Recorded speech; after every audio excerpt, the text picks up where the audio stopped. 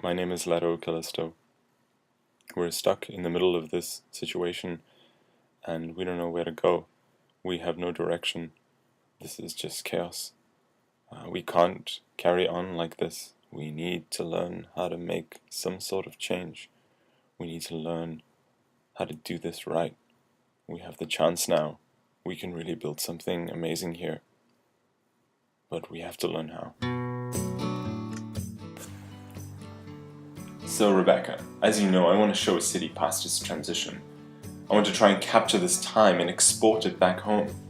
When you look at Toronto, a city that's been through this and succeeded in building something that's half sustainable community, half replicable example, you have to know how it came about. And that's why I'm here.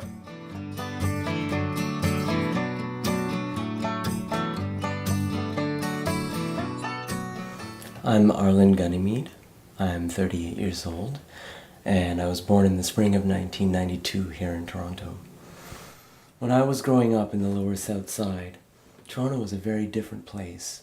The whole world was different. It's still changing and fast. Most of the infrastructure is the same, just remade or reclaimed. Everyone becomes a part of the culture that they're brought up by and live within.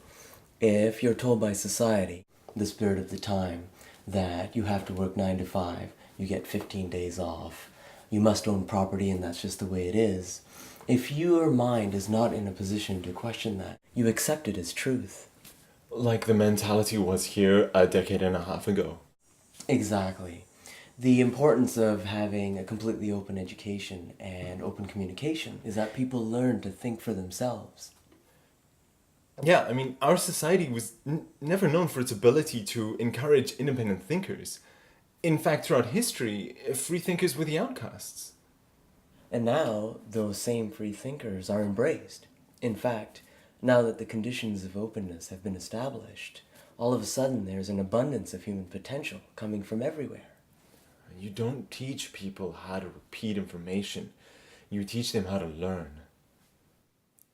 It's not like there was a grand plan, I think. I don't know, it didn't seem like it to me. I was in school at the time, I was young.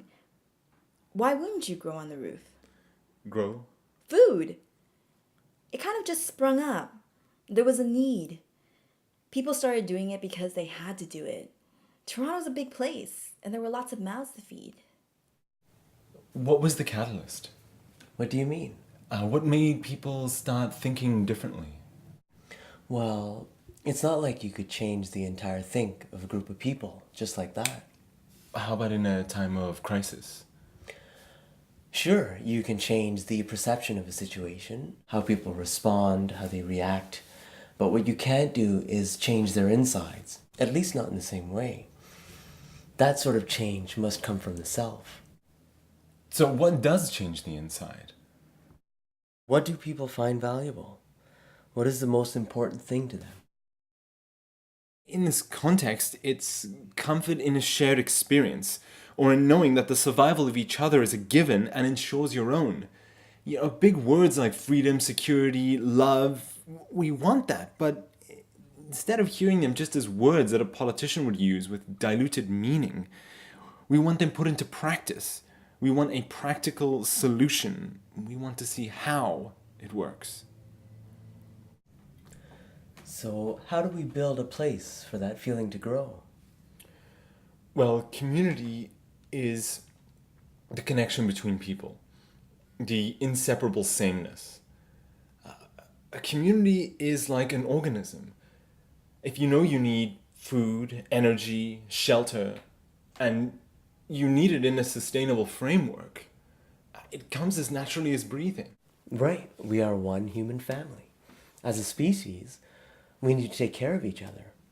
Since the open source revolution of the 2010s, when our information became so accessible that it was impossible not to be part of this global village of kin, we realized that in order for society to work, we must work together with the earth as a huge local community.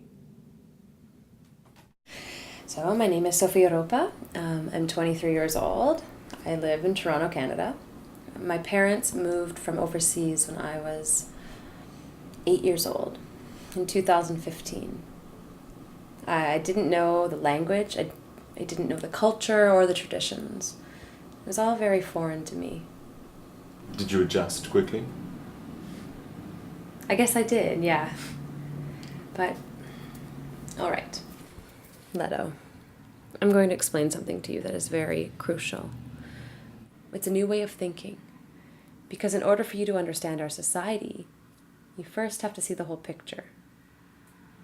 So, in this case, you can learn the language, you can learn the traditions, but you always see the world through your own perception. We have so many misunderstandings when we're communicating because of the way we use our language. It's so vague. I can say a word, for example, freedom. It's just a word, but everyone has their own personal experiences and previous memories associated with that word.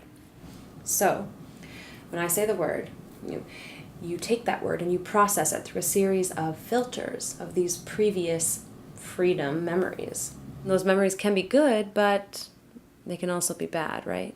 Right. So, what does all this mean? We need to find a common language. I like to call it a common understanding. But yes, an understanding is so essential because only when we realize that we can live together in symbiosis can we move forward. You're all talking about changing this mentality or this think that needs to change. But let's be practical. What about energy? What about energy? Like, where does it come from? What do you use? Energy's all around us. It's everywhere. The sun's got energy. Even the lake, producing different pressures, creates wind energy. And there's tons of energy in the ground in forms of heat. Energy is not an issue. Our consumption is. It's more about being aware of your energy usage. Looking at consumption, your livelihood, and the community and how it interacts with energy. And it's not about cutting down, because that implies some kind of loss, some kind of giving up or sacrifice. But Rebecca, if... Listen, Leto, it's about energy efficiency. For example, we produce all our energy locally to avoid losses in delivery and transportation. So you ask, how do you change the think of a group of people while avoiding crisis? Let's suppose and create a parallel. It's never enough to shout out flaws. Absolutely not. I mean, you're just contributing to them with this solutionless, nonsensical mental noise. Exactly. We need to create something side by side. Like a black market. Well, you can call it what you like, but it's an alternative within reach. You know, Sophie, back home, people are living in this cage made of glass that they built. I know. It's hard, right? It's like everything on the outside is totally visible, but no one ever looks out. What's obvious for Torontonians?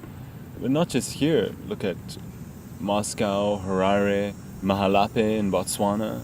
All these places building, all of them programming resilience.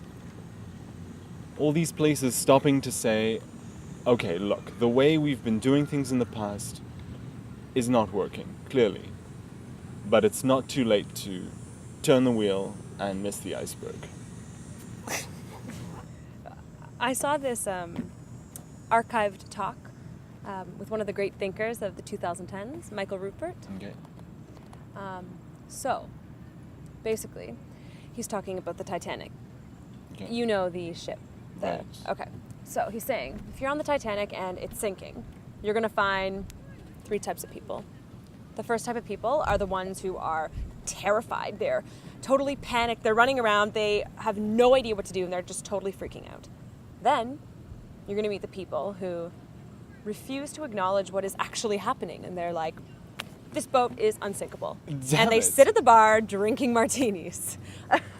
And then you're going to meet the people who are like, oh my God, this boat is sinking, and we don't have enough lifeboats. How can we build more? I know for most people, I mean, our minds are so programmed. I mean, it's because of our society. I mean, we live in this value system where people are rewarded and profit from acts of greed, unsustainability, and inequality. There's a convenience in living as if nothing's wrong. Not anymore. Not anymore. So when does our lesson begin? For who? For the world. Leto, look around you. The lesson is over. Now we're just waiting to see what the world does. We failed. No, it's not hopeless yet. It's not too late to get off the roller coaster. Bill Hicks. Said as only he could. Leto, we tie our consumption into the resources we have available. In Toronto. In all the places we talked about, everyone seems to understand that. Any of the waste we produced, if it can't be recycled, then it has to be eliminated. You can't just put a solar panel on every car because we don't have the resources. So all our energy has to be area specific. So we find a way. Exactly. It's not the strongest species that survives. It's the species most able to adapt to change. And you know that. Change is hard, though. People get so stuck in their ways that they become blind to any other possibilities. There is a point at which an organism realizes its own doom. In an enclosed space, yeast will consume all of the sugar in that environment, increase exponentially, and eventually poison itself. Any species that experiences an abundance of resources in its favor, like our fortuitous discovery of oil, will increase its population exponentially and starve those resources that it needs to live. As conscious human beings, we have the foresight to be able to see this coming. But it takes an even further evolutionary step to actually do something about it.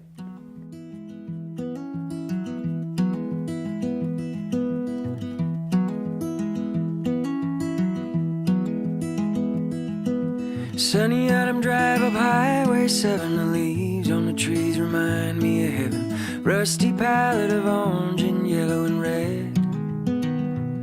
But though I love my home, I'd rather go down south where my baby is lying low and see her in that pretty summer dress. Oh my sweet, I miss her so. She flew with the geese to skip the cold and left me here to sleeping all alone. In my head I know she'll be back soon. In my heart I'm an aching lovesick fool, and I won't breathe easy till the day I bring her home.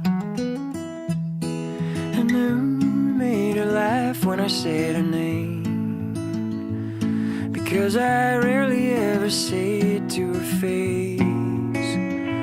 Oh, but babe, when I'm in my room just strumming a tune, I'm singing about you.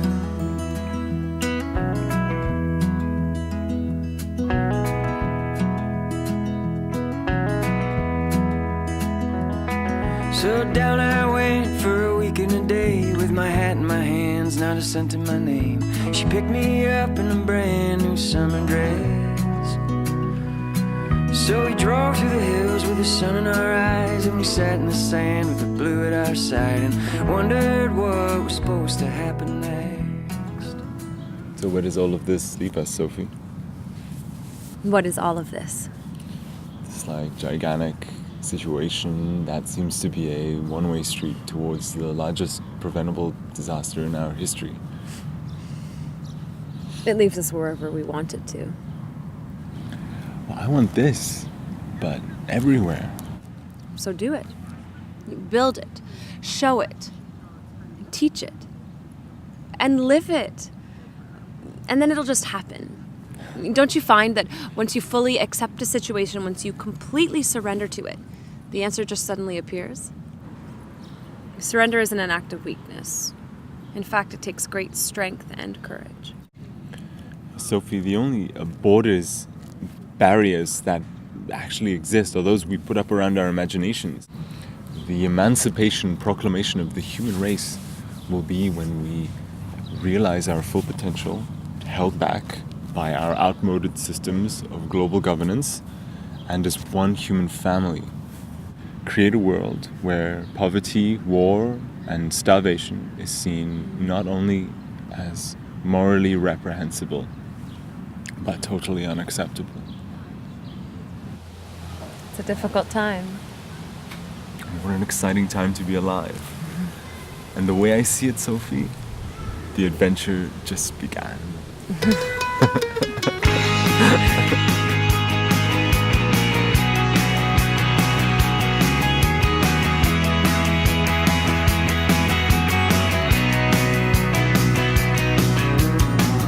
Oh, I think I'm doing this all wrong.